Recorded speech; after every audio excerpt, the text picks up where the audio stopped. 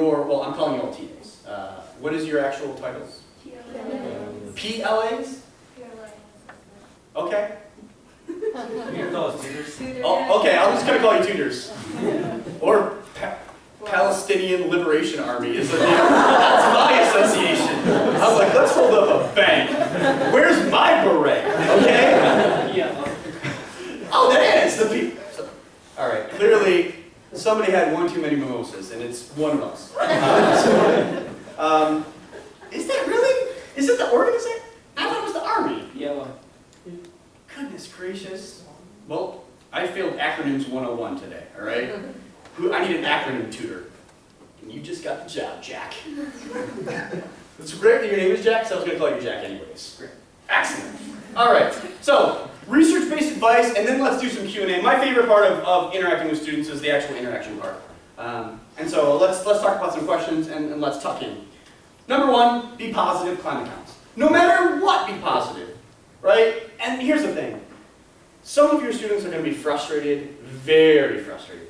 Sometimes your students, they don't seek help until they're way in the hole, right? So they're anxious, they're frustrated, sometimes they want answers. I had a student, I was trying to explain to a student how to do the work to arrive at the outcome. And I had a student just put his hand in my face like this and go, hey, stop, I know you're trying to help, just give me the answer. Wait, what? Sorry, I don't know. I know that, the customer is always right at McDonald's, but homie, I quit that job when I was 16. Like, I'll tell you how to get there, all right? But I'm not going to carry you there. But you know what? But we ended up just talking, and he calmed down, and we got there, right? But sometimes the apprehension and the anxiety is really high, and so climate counts. If we can relax. I had my first panic attack right before class started. Did anyone ever have a panic attack before? I thought I was going to die. And it turned out you don't die, typically. I was scared of class, which is really bad, because I'm super old and I've been doing this for a long time. I don't know why I was scared this year, but I got scared, like legitimately, like I couldn't breathe, I was hyperventilating. The first day of class scared the goodness right out of me. And it made me think about how scary it must be if you don't know how to do chemistry and your test is Friday. Like, how terrifying must that be? I'm literally doing the same thing I've done for a while, and my anxiety just went into overdrive. And so, helping people relax, being a positive force in their life, because their parents might be calling them idiots and jerks, right? I met a kid, his dad insisted he be an accountant. He could not do credits and debits, right? But dad was pretty sure kid was going to be an accountant. And so he had to do it. It was just, I can't go home unless I pass this class. And I'm struggling with accounting. And he was in my office, and I was like, boy, I was pretty good at accounting when I was 18, but that's kind of that skill set is gotten away from me. You might want to go to the tutoring people. They can help you with accounting. But climate counts, getting people to relax a little bit so they're receptive to the material.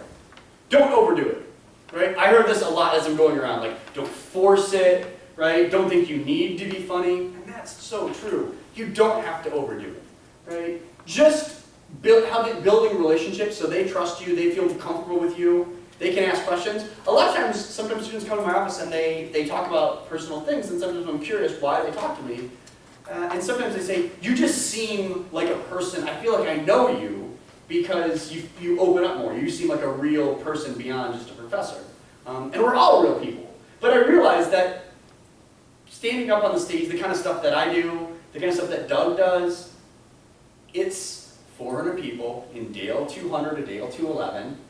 And there is a certain acting quality to it. There's a certain persona you put on to do that work. And for some people, it's a little more relatable persona, and for some people, it just seems like, wow, they're just a different person. I don't really recognize them as having the same human qualities as my peers. And so your age is going to help break down some of those barriers, but opening up and relating. The other thing is, if you think about it, I share a lot of stories about my failures as a student, and they're almost always funny stories. Mildly funny. My better material is a little deeper. But I got a 2.5 my first semester. A 2.5. That's the exact reaction I expect from this crowd. Like, you're like, why are you here? Just, there's the door. All right? I'm not going to listen to a guy who got a 2.5 his first semester. But the worst part about getting a 2.5 the first semester, not just going home and having to confront my parents, but going to those parties your first Christmas, winter break back. Remember those parties where everyone from your high school is there? And what do they want to know? What was your GPA? What was your GPA? And I said a 2.5. And a guy who lived in my dorm in front of about 20 other people said, I knew you weren't that smart. Which, what do you say back when you got a 2.5 your first semester? Yes, I am. I just can't do math or biology. Right? No, there's nothing you say. You just take the hit and you double down and study. I did finish with a 3.879. Boom! Do the math on that, right? That's a big term. Okay.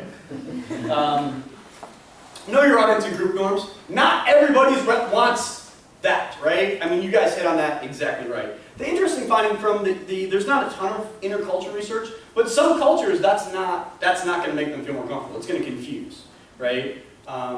My wife is from Russia. My in-laws are from Russia, and my sister-in-law is a lot better with joking than she used to be, but humor just kind of confused her in the beginning. So that wouldn't be a useful tool to help, right, with her actually understanding material.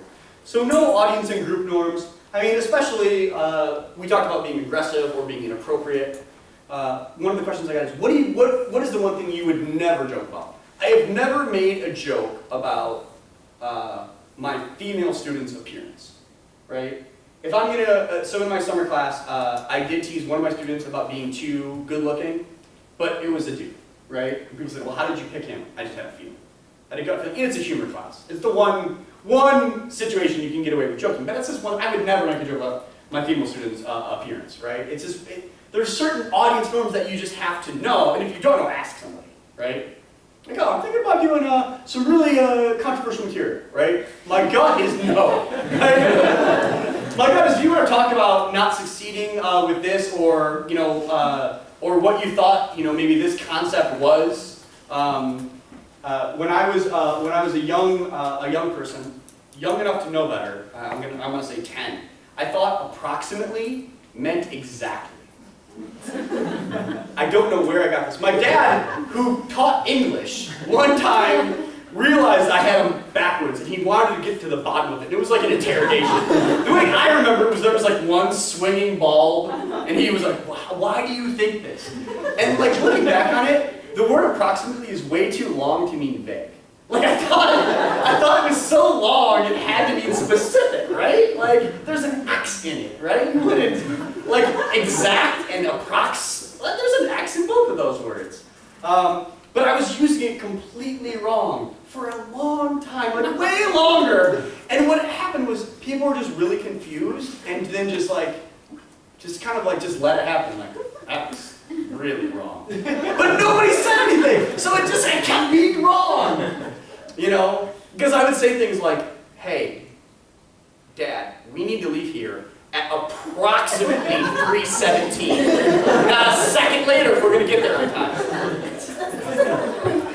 People are like whisper. I noticed people would whisper when I would use this word, and I thought they were just super impressed with my vocabulary. So you can have some fun with yourself and your own foibles if it demonstrates a point, if you can get them to relax. But Ziv's advice is, you know, if you have examples, link them to the conceptual material, right? Explain, funny illustration, explain. Right? I really try to do this. You really want to reinforce the concept. You know, and sometimes too, I had a professor who said, give 2 examples, right? Because if you can understand 2 examples, right, you won't get confused by the example, right? You'll be able to pick it up. But it does, I mean, it helps you remember things. I mean, I'm sure there's something in whatever your field of specialization is, I'm sure that happened with you at some point, right? That you were struggling to get this, and you had just the perfect example that was really memorable and enjoyable. And so, explain, funny illustration, explain. And then finally, you don't have to be funny to be effective. You do not have to be funny to be effective. I think you need to be warm, you need to be generous, you need to be patient, right? But that's going to create a good learning environment as well, right? Humor is one tool amongst many that you can deploy. And if you deploy it the right way, some good things can happen. All right, so what questions do we have? Concerns, thoughts, comments. Go ahead and push back. Yes? You mentioned being positive. How do you stay positive when, especially for us tutors, the other person is being so negative? Yeah, I mean, I think that you're here because you like this material. If you can try to share with them why it's okay, and also sometimes too, maybe just like, all right, I'll tell you what. You've got some beef. 5 minutes, get it out. Tell me everything you hate about chemistry or Spanish or German or biology or whatever it is. Go ahead and get it out. But after that, what I need, if we're going to do this, let's give it your best, right? Because if you think about it, just from their perspective, if they are just going in with a bad attitude and they're negative and they're bitching, how are they going to get the work done, right? I'm advising a student right now. She doesn't like her dissertation topic. Switch before we defend it, because you have to live with that, right?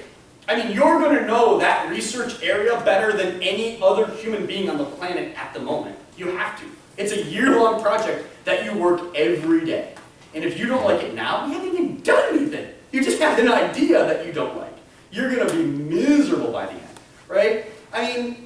You've got, the only people who can be miserable and get the job done are children with stage parents. That's it, right? Andre Agassi's book is a great example. If you're deathly afraid of your father, you think your father will harm you if you don't hit tennis balls, you'll hit tennis balls from dusk till dawn, right? None of us are harming these students in front of us, right? I hope not, right?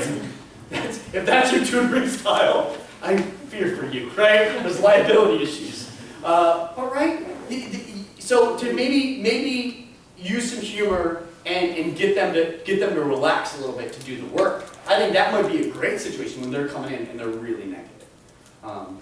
That's the one thing I always try to turn negatives into positive, right? I feel like if a student comes in and they've got a problem and we don't leave with a high five or a fist bump, then something didn't go right? Then I didn't get what I wanted to have happen. Do you think it's bad to agree with them in the negative? So they say chemistry sucks, I hate this particular, and I said, I see where you're coming from, I dislike this particular thing too. Is that a bad thing? Is that going to I think it could work, but I think it's risky, right? It's just like I tell my students, I tell my TAs, I don't care if you don't like the textbook, we're not gonna disparage the textbook.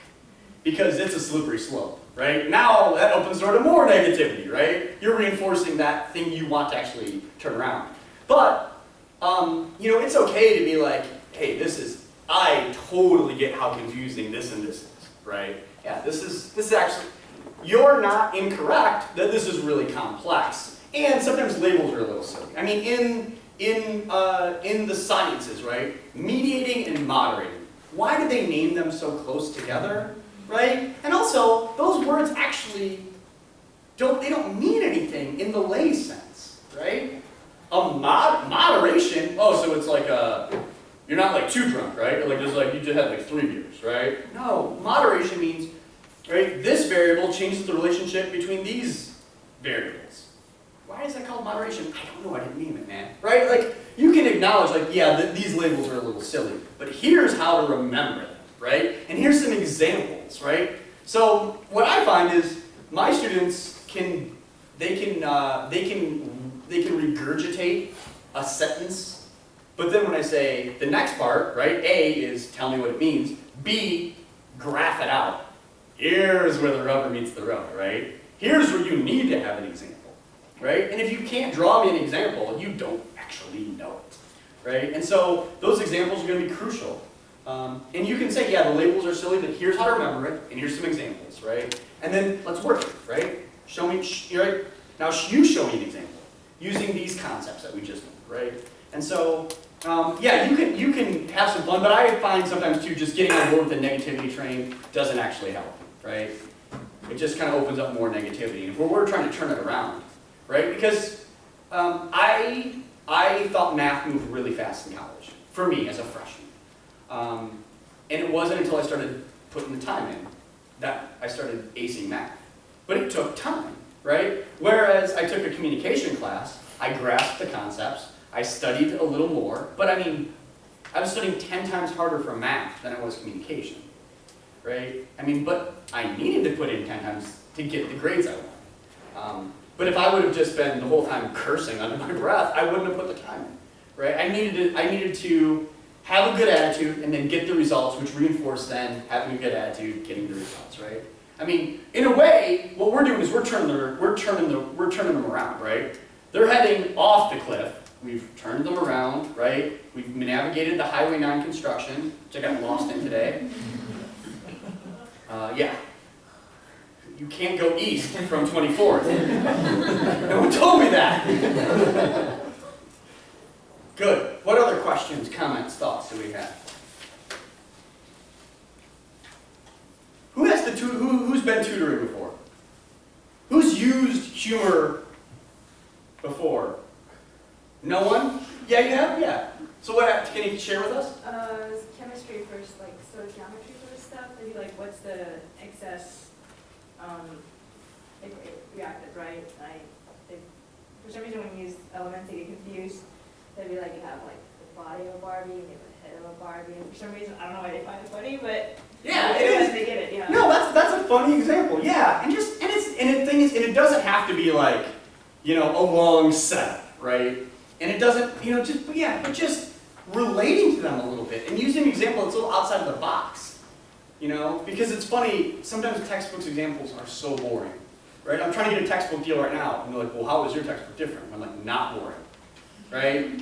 And that's my hook so far. It's my pitch. And I don't want to tell them too much because I don't want them to steal my ideas, I'm like, pay me, and then I'll give you the rest, But yeah, that's good. Who else? Anybody else? Thought I saw another hand up? No? What other questions do we have? Concerns? All right, then let's do some evaluation. Because I was told, leave some time at the end for evaluation. So, some of you already filled it out. Worst guy ever. Don't give him a t-shirt. I'm getting a t-shirt no matter what, so. But hey, well, thank you very much. I work here. If you ever want to have a cup of coffee, pick my brain about something, take a class, you can just look me up, John Banas, and I work in communication, and my picture is on the website if you forgot my name, right? So I look like very similar to the guy on the webpage. Just getting grayer and older. All right, well, thank you. And just make sure that you all sign it if you have.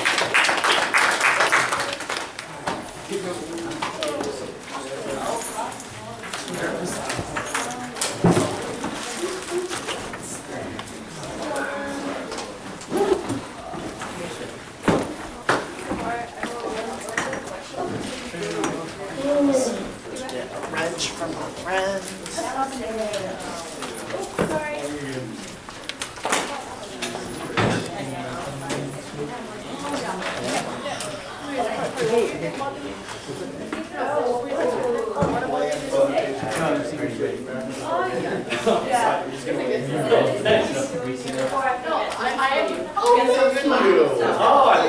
love it.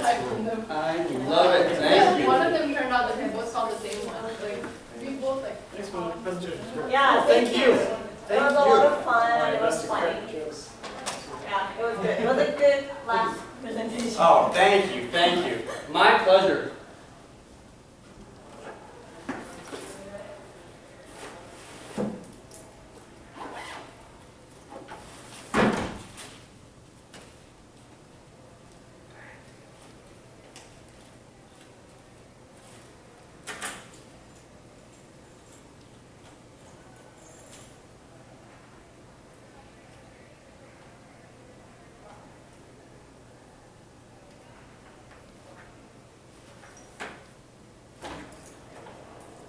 Hello. Hello. How did it go? I think it went okay. Great. I have excess confidence genetically, so it's sometimes difficult. So you can't quite judge it, alright? That's a good thing though. You have got a certain look. You are really rocking something different. Thank you.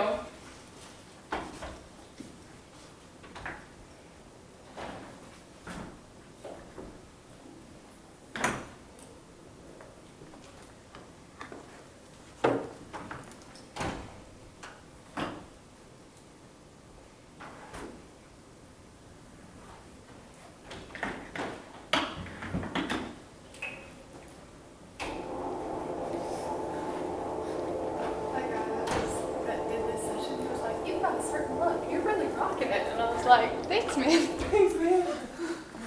That's awesome. I know. Oh, good. That's my look.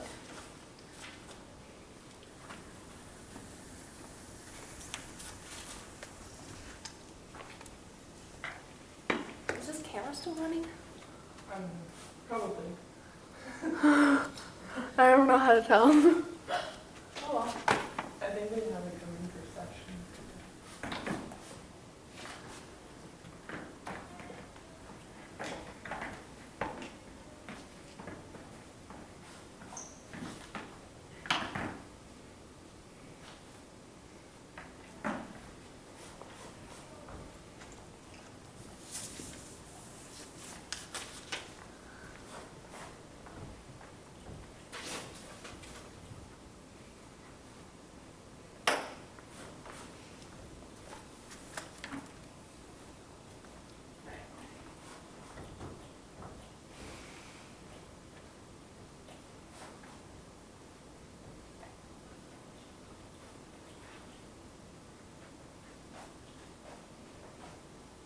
I'm actually surprised OU doesn't have like more frequent rounds of like janitors. Right. Or they're cleaning boards and stuff. Yeah. And like vacuuming and stuff. OU just doesn't like schedule. Engineering does pretty good, Yeah. but they come really early and they're out of the way. Like, Yeah. because I actually talked to the girl, I really like her. She's so cool. And it's just like so many things that people don't realize. These are like other people, like you're Yeah. saying. There are people who are Yeah. getting up at 3 in the morning to go to their job Yeah, to clean that's our facility that no one even notices It's properly. like, Wagner gets pretty messy, but I think they only really have like one person doing it, and it's a huge job, you know? And I don't even think they have her come in that often, so like, keeping up with it is not like, Easy to do. no, Because they might have multiple buildings. yeah.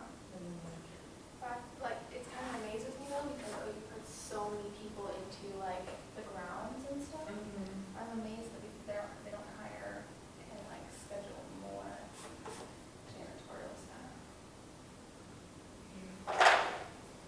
it's true.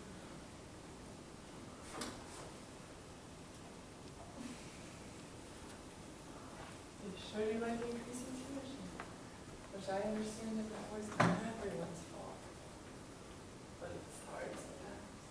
Oh, yeah. It's hard sometimes, and I just found out that this girl got some of the scholarship money, but she's taking a fifth year just to